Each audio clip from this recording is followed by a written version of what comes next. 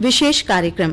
आज के विशेष कार्यक्रम में आप सुनेंगे world audio visual and entertainment summit waves 2025 पर वरिष्ठ पत्रकार वर्तुल अवस्थी से खास बातचीत। वार्ताकार हैं आकाशवाणी संवाददाता ओम अवस्थी। भारत सरकार का केंद्रीय सूचना एवं प्रसारण मंत्रालय 1 से 4 मई तक मुंबई में world audio visual entertainment summit waves का आयोजन कर रहा है। इस समिट में देश और दुनिया के मीडिया, मनोरंजन और टेक इनोवेशन से जुड़े दिग्गज शामिल होंगे। यह summit animation, visual effect, gaming, extended reality में भारत के बढ़ते वर्चस्व को कैसे उजागर करेगा, इन क्षेत्रों से जुड़े युवाओं के लिए यह मंच कैसे नए दरवाजे खोलेगा और भारत के कंटेंट मार्केट को ग्लोबल स्तर पर पहचान दिलाने में यह आयोजन कितनी अहम भूमिका निभाएगा, इन्हीं सब पर चर्चा करने के लिए आज हमारे साथ मौजूद हैं वरिष्ठ पत्रकार वर्तुल अवस्थी जी। आकाशवाणी समाचार में आपका स्वागत है। धन्यवाद। वेव समिट भारत के मीडिया और एंटरटेनमेंट की दुनिया से जुड़े लोगों के लिए क्यों खास है? इस समिट में क्या खास होने वाला है? भारत का कंटेंट मार्केट पहले से ही दुनिया में एक अहम स्थान रखता है। ऐसे में वेव समिट सिर्फ एक सम्मेलन नहीं है, बल्कि भारत का एक विजन है। भारत को कंटेंट के क्षेत्र में वैश्विक लीडर बनाने का अगला बहुत बड़ा कदम है। इसकी प्रेरणा कहीं ना कहीं स्वामी विवेकानंद की शिकागो स्पीच से भी जुड़ती है, जहां पर उन्होंने भारत के आध्यात्मिक और सांस्कृतिक वैभव को दुनिया के सामने रखा था।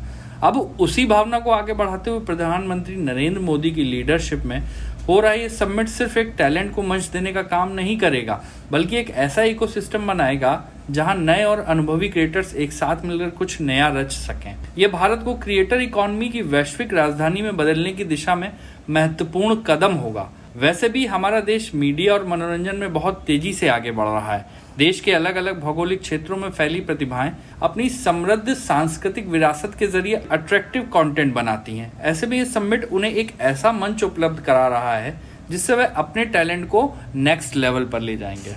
जी, जैसा आपने बताया कि वेव समिट एक बहुत बड़ा मंच उपलब्ध करा रहा है, तो इस समिट में क्या क्या होने जा रहा है जो इसे बाकी इवेंट से अलग बनाता है? प्रधानमंत्री नरेंद्र मोदी ने वेव्स बाजार की बात की है, ये ई बाजार क्या है?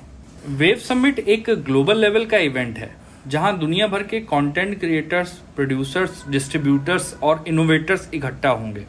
यहाँ सिर्फ फिल्में नहीं बल्कि कला, संगीत, संस्कृति, टेक्नोलॉजी और ट्रेनिंग सहित हर क्षेत्र को साधा जाएगा। खास बात यह है कि सिर्फ स्टेज पर नामी लोग ही नहीं होंगे, बल्कि उभरते हुए टैलेंट को भी ट्रेनिंग, नेटवर्किंग और इंटरनेशनल लेवल पर खुद को दिखाने का और साबित करने का मौका मिलेगा। यानी ये समिट एक शोकेस से कहीं ज्यादा एक पूरी क्रिएटर इकोनॉमी का निर्माण करने वाला है।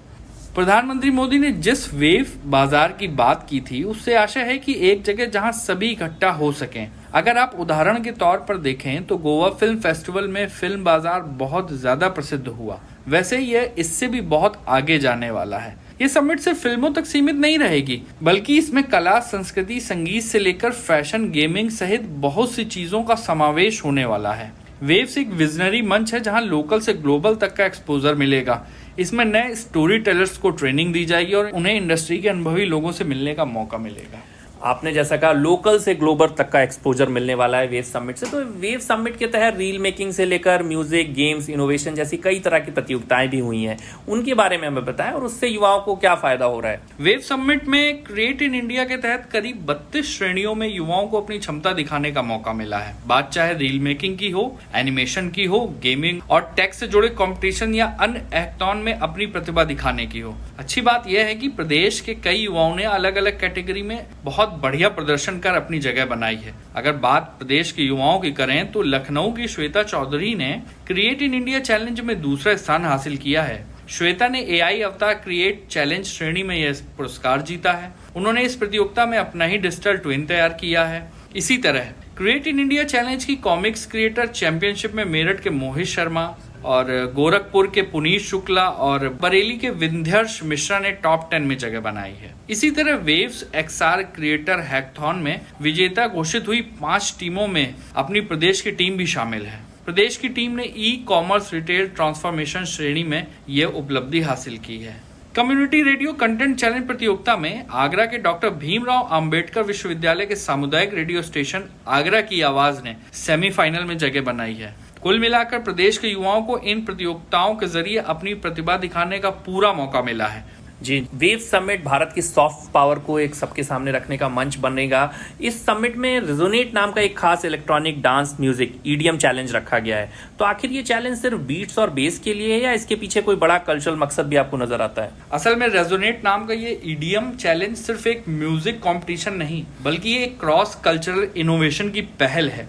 इसका उद्देश्य भारत की समृद्ध म्यूजिकल परंपराओं को ग्लोबल बीट्स और टेक्नो साउंड स्केप के साथ मिलाकर एक ऐसा फ्यूजन तैयार करना है जो दुनिया के हर कोने में सुना जा सके और पसंद किया जा सके। इस चैलेंज में दुनिया भर के डीजेज, म्यूजिक प्रोड्यूसर्स और लाइव परफॉर्मर्स को न्योता दिया गया है कि वे भारतीय शास्त्रीय लोक या अर्धशास्त्रीय संगीत को ईडीएम फॉर्मेट में री इमेजिन करें।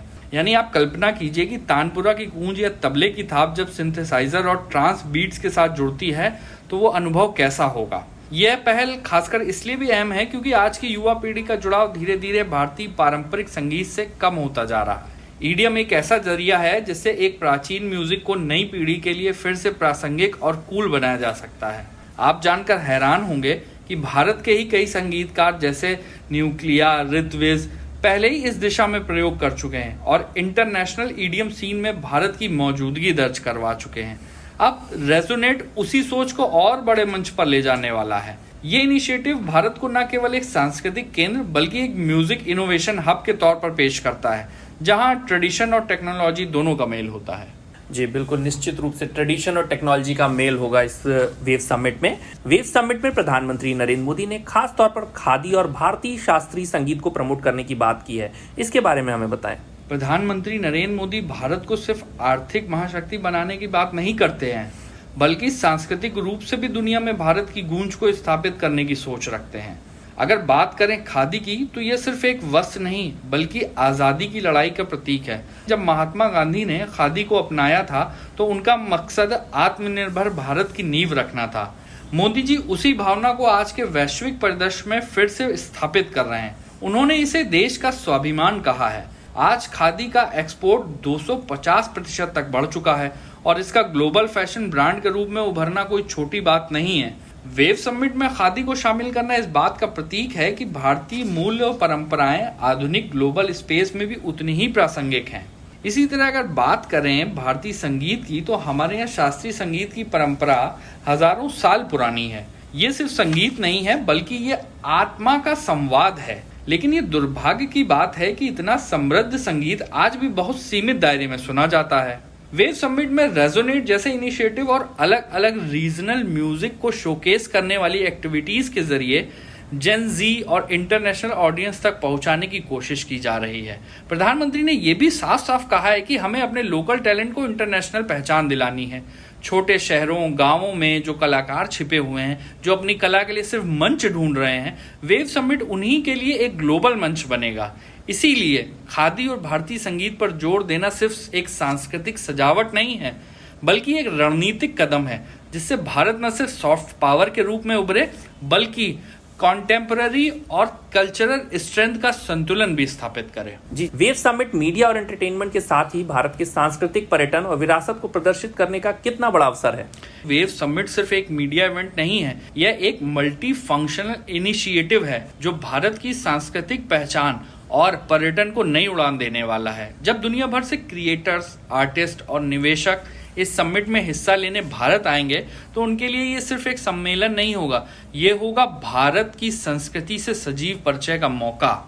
भारत के पास 40 से ज्यादा यूनेस्को वर्ल्ड हेरिटेज साइट्स हैं। ऐसे में जब इंटरनेशनल डेलीगेट्स इन जगहों का दौरा करते हैं तो एक भारत श्रेष्ठ भारत का विजन उनके अनुभव का हिस्सा बन जाता है। ये सब मिलकर भारत की टूरिज्म इकोनॉमी को बूस्ट देंगे और 2023 में ही करीब 178 बिलियन का आंकड़ा ये पार कर चुकी होगी। अगर आप आने वाले भविष्य की बात करें, मतलब 5 साल बाद 2030 की बात करें, तो इसके $500 बिलियन होने की संभावना है। सीधे तौर पर कहें तो वेव्स एक ऐसा मंच बन सकता है जहां भारत न सिर्फ कंटेंट में बल्कि अपनी संस्कृति, कला और विरासत में भी दुनिया को लीड करने के लिए खड़ा हो रहा है। ये समिट एक सांस्कृतिक डिप्लोमेसी का आधुनिक और रचनात्मक रूप है। जी, वेव समिट हमारी सांस्कृतिक डिप्लोमेसी को दिखाएगा, साथ ही युवाओं के लिए एक बड़ा मंच बनेगा, भारत की सांस्कृतिक पर्यटन और विरासत को भी प्रदर्शित करने का एक जरिया बनेगा। कुल मिलाकर के लोकल से ग्लोबल तक का सफर तय करने का एक बहुत बड़ा माध्यम बनेगा। इस वेव समिट के बारे में हमसे विस्तार में चर्चा करने के लिए आपका बहुत बहुत धन्यवाद। धन्यवाद। विशेष कार्यक्रम के अंतर्गत अभी आप सुन रहे थे world audio visual and entertainment summit waves 2025 पर वरिष्ठ पत्रकार वर्तुल अवस्थी से खास बातचीत। वार्ताकार थे आकाशवाणी संवाददाता ओम अवस्थी।